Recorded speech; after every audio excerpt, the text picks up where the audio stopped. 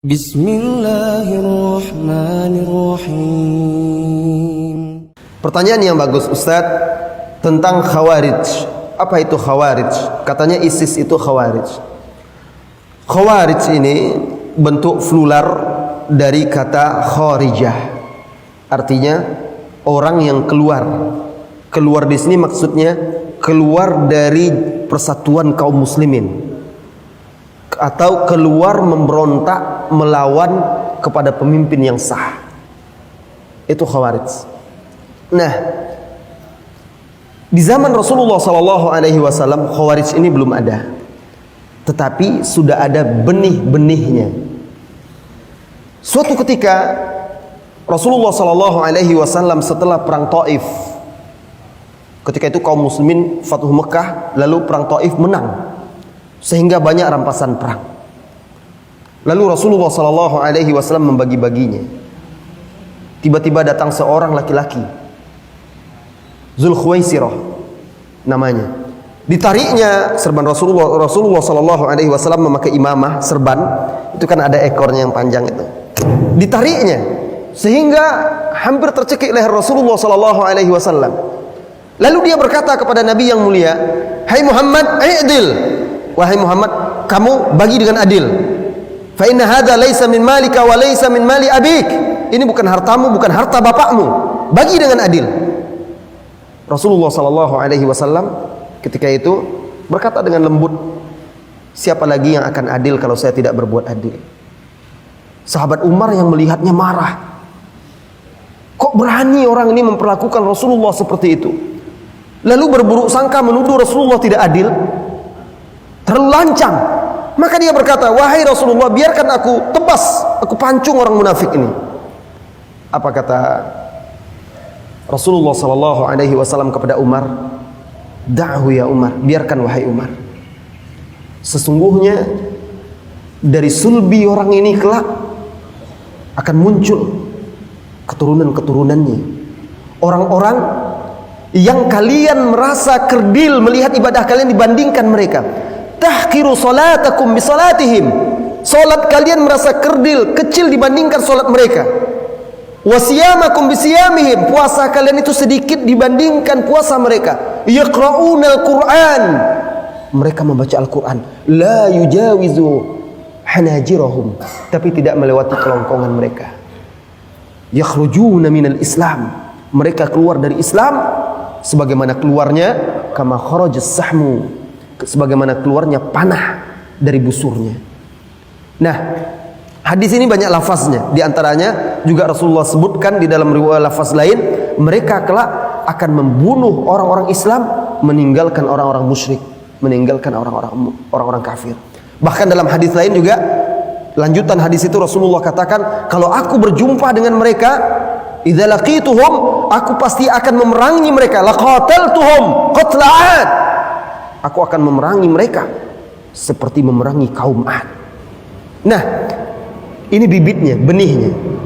Jadi yang dimaksud oleh Rasulullah SAW itu adalah Khawarij akan muncul nanti dari keturunan orang ini.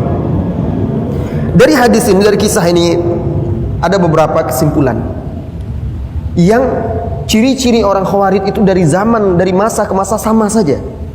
Pertama, ciri-ciri orang Khawarij itu, mereka suka memberontak dan melawan kepada pemimpin yang sah. Kalau saja Rasulullah SAW seorang nabi yang mulia, mereka tuduh tidak adil, dan mereka itu senantiasa alasan mereka itu menuntut keadilan. Di zaman Utsman, mereka memberontak juga alasannya menuntut keadilan, menuduh Utsman tidak adil. Khawarij, mereka memberontak, membunuh Utsman akhirnya radhiyallahu anhu. Mereka tuduh Utsman tidak adil, kolusi, nepotisme, dan lain sebagainya. Dan alasan mereka adalah dalam rangka amar ma'ruf nahi mungkar, menegakkan yang baik, mencegah kemungkaran.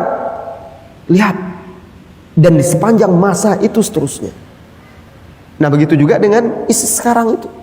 Mereka dengan dalih menegakkan keadilan, dengan dalih menegakkan yang ma'ruf, mencegah kemungkaran. Kemudian juga ciri-ciri mereka itu orang yang rajin ibadah. Ini dia fitnahnya, sehingga orang terpedaya. Sampai-sampai sholat para sahabat kalah. Sampai-sampai baca Al-Qur'annya, sampai-sampai puasa para sahabat kalah dibanding mereka. Jadi mereka ini memang orang yang taat beribadah. Mereka ini taat ibadah. Makanya penampilan mereka pun seperti orang yang zuhud, khusyuk, seperti itu. Mereka membaca Al-Quran tapi tidak melewati kerongkongan. Apa maksudnya? Mereka membaca Al-Quran, mereka menyandarkan gerakan mereka, tindak tanduk perbuatan mereka kepada Al-Quran, tetapi mereka tidak paham Al-Quran itu, tidak sampai ke hati mereka, tidak paham. Makanya di zaman Ali bin Abi Thalib radhiyallahu anhu, Ali pun mereka kafirkan, sahabat Muawiyah pun mereka kafirkan.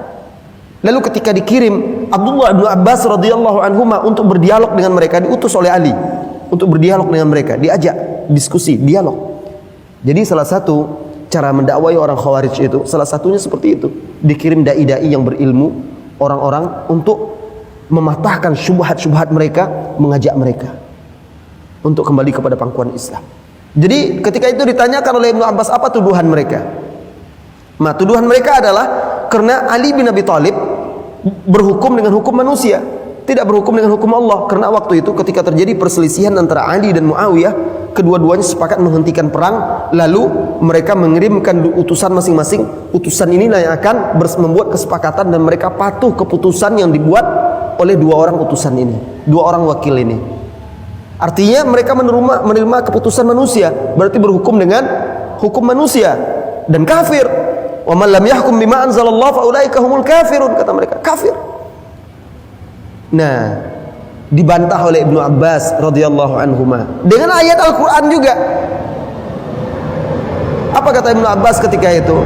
Bagaimana menurut kalian apabila ada dua orang suami istri yang berselisih, lalu hampir saja terjadi perceraian di antara mereka? Apa yang harus dilakukan?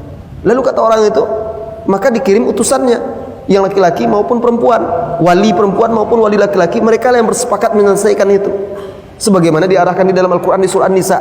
Nah, kenapa kalian terima dalam masalah ini, dalam masalah perselisihan seorang pria dan wanita, suami istri ini, masalah yang sepele? Boleh kalian katakan, boleh menerima keputusan dari dua orang walinya yang juga manusia, lalu masalah umat yang besar ini tidak kalian bolehkan? Nah, lihat, mereka tidak punya fikih. Mereka memahami Al-Quran itu zahirnya saja, sepotong-sepotong, sepenggal-sepenggal. Kemudian mereka menuduh Ali bin Abi Thalib radhiyallahu anhu menghapuskan dalam perjanjian tersebut antara mereka dengan pihak Muawiyah radhiyallahu anhum ajmain, dihapuskan di situ bahwa Ali itu bukan Amirul Mukminin di antaranya. Tuduhan mereka. Nah, itu kan hanya perjanjian, kata Ali bin Abi Thalib. Hanya perjanjian. Tidakkah kalian melihat Rasulullah sallallahu alaihi wasallam ketika sulhu Hudaybiyah, perjanjian Hudaybiyah, Rasulullah menulis perjanjiannya. Inilah perjanjian antara Muhammad bin Abdullah Rasulullah. Apa kata orang kafir musyrikin? Kalau kami tahu engkau Rasulullah sallallahu alaihi wasallam, kami tidak akan perangi engkau. Hapus itu. Cukup tulis Muhammad bin Abdullah. Apa kata Rasulullah kepada Ali yang menjadi juru tulis? Hapus. Tulis Muhammad bin Abdullah. Tapi itu tidak akan menghilangkan statusnya sebagai seorang Rasul. Nah, sama seperti ini juga. Nah, kemudian juga tuduhannya bahwa Ali bin Abi Thalib berperang dan dia dalam berjihad berperang tidak ada rampasan perangnya. Nah, ini tidak sesuai dengan hukum Islam. Jadi mereka seperti itu, saklek dalam memahami Al-Quran, tidak sampai ke hati mereka, tidak ada fikihnya. Apa kata Ali bin Abi Thalib? Siapa di antara kalian yang rela istri Nabi SAW, Aisyah radhiyallahu anha, dibagi-bagikan untuk kaum muslimin sebagai sebuah rampasan perang? Karena waktu itu juga terjadi perang antara Ali dan Aisyah radhiyallahu anha dalam perang onta. Nah, mereka ada orang-orang Khawarij ini ada dalam pasukan Ali. Akhirnya 3.000 orang tobat kembali ke pangkuan Islam, ke jalan yang benar ketika itu. Sisanya diperangi oleh Ali bin Abi Thalib. Kemudian ciri-ciri orang Khawarij ini disebutkan oleh Rasulullah sallallahu alaihi wasallam, mereka itu hudatsaul asnan, sufahaul ahlam. Mereka itu adalah umumnya anak-anak muda. Itu sudah disebutkan oleh Rasulullah sallallahu alaihi wasallam. Maka kalau kita lihat ciri-cirinya ISIS itu dan yang sejenis mereka itu seperti Al-Qaeda sebelumnya, itu umumnya anak-anak muda semuanya. Muda di sini muda usia, bisa juga muda dangkalnya ilmu, bisa juga. Rata-rata mereka tidak berilmu. Ya sekarang itu seperti itu juga. Orang kalau dia muda, maka dia mentah, pengalamannya sedikit, asam garamnya sedikit, sehingga sering tergesa-gesa dalam memutuskan permasalahan, lebih cenderung menggunakan emosi.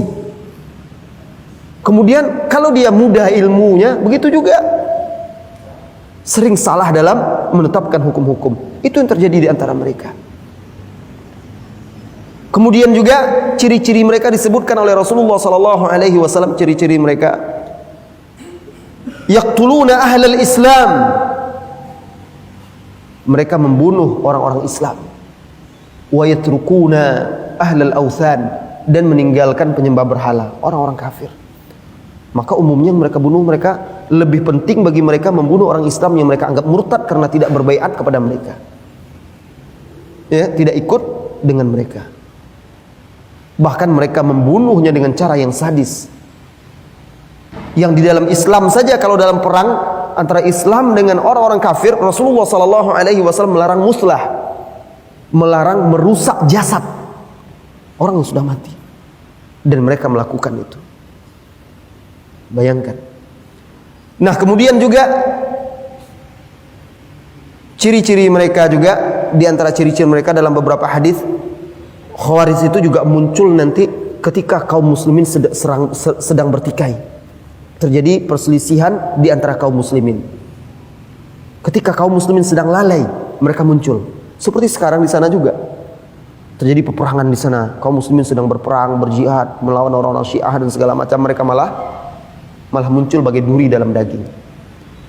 Nah, banyak lagi sebenarnya ciri-ciri mereka disebutkan oleh Rasulullah SAW. Semuanya persis seperti yang disampaikan. Dan Khawarij itu kapanpun, dimanapun, maka sifat-sifat yang diceritakan oleh Rasulullah SAW itu ada pada mereka. Dan yang paling sering nyata dan nampak itu adalah sikap mereka yang suka melawan, tidak menghargai para pemimpin, tidak menghormati mereka, dan mudah mengkafirkan orang-orang hanya karena syubhat saja. Ya, nah ini dia di antara ciri-ciri khas mereka. Termasuk di negeri kita ini juga sudah lama ada benih-benihnya.